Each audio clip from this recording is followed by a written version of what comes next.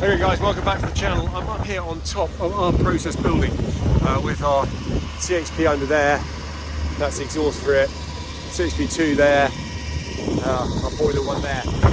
What we need to do is, over our canteen over there, we've got a microwave dish that sends the internet through to here, and every time we park the trailer under there, it starts filling up. It interrupts the microwave dish which is down there, because that was put in before we built the separator tower, and our internet goes down, and all my systems run on internet. I've got cameras here, I've got a link to the HMI screen so I can run it remotely, check levels, etc.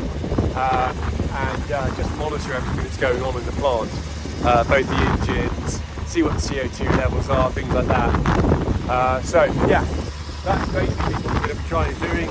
Is we've got a piece of steel down there, steel bar, which we're going to fix to the side of the building so we can get that dish linked. It's got to have a line of sight. So I'll just see if you can, I'll flip the camera around and see if you can see the dish over the side. Right here, right there under the tower, next to the platform tower. Right there. So that's what we're going to try and link into and get a line of sight to. So see if we can put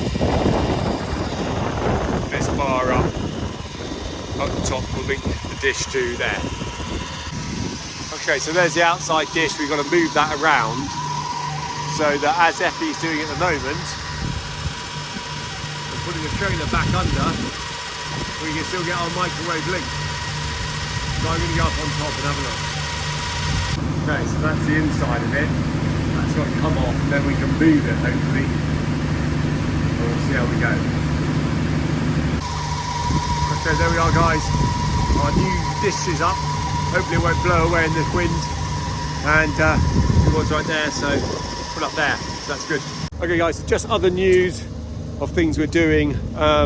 We still haven't got our heating system working from our heat exchange. Something's blocked in here, so we're going to try and cut into this pipe here and send the return back to the engine room and see. There must be something in the in this manifold somewhere, which we just covered up for snow protection. Gradually we're filling the combi bag with liquid, getting preparation for the dome that's going to go over the top, just making sure it all holds water and everything. So there we are. We had to shut down before Christmas because of the high winds. We couldn't get a crane in here to get ourselves, otherwise hopefully the bag would have been up. Hopefully that can come. We've got a few bits and pieces to fit on the new bag whenever they're ready, like pressure relief valve, digestate import, and gas extraction valve. So a few things there to do basically, and we've still got to put the stirrer in. That's another job. So a lot to do on this bag, but there we are. I'll go and show you what's happening up in the wood yard as well. Okay guys, so just up the top here, we are pretty out of wood chip. I managed to dry a bit over the Christmas sort of New Year's bit. Still got a little bit left in here, sort of 6 metre bay back there. Be quite good to get this out because then I can get those final panels up the top. Super annoyingly, our wood chip dryer has gone down again. The top motor across there, which is the spreading auger, which is a big one, that's gone down. It's a bastard to get out as well because you're up there, so whatever it is, 4 metres up, and trying to fiddle underneath the canopy at the end here.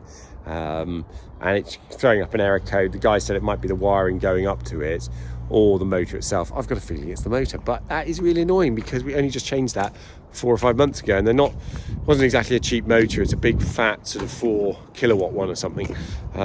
So yeah, particularly annoying. We're going to have to get chipping. Effie's back from Hungary, so he is going to take the chipper out there, getting the digger ready for tomorrow. We've had a load of R blogs come in, so that will be happening.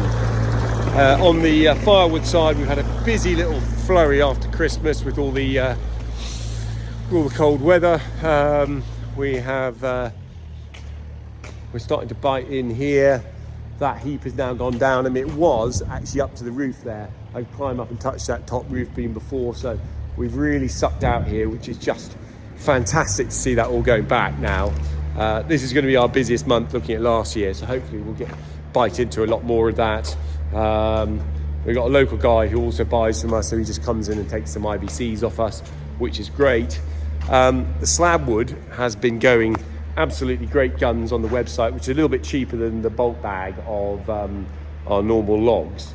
We sort of drop it down by about £15, and we've just put a bigger saw blade in our machine, which is this one here, which is quite a beast. So it will take these blocks of wood.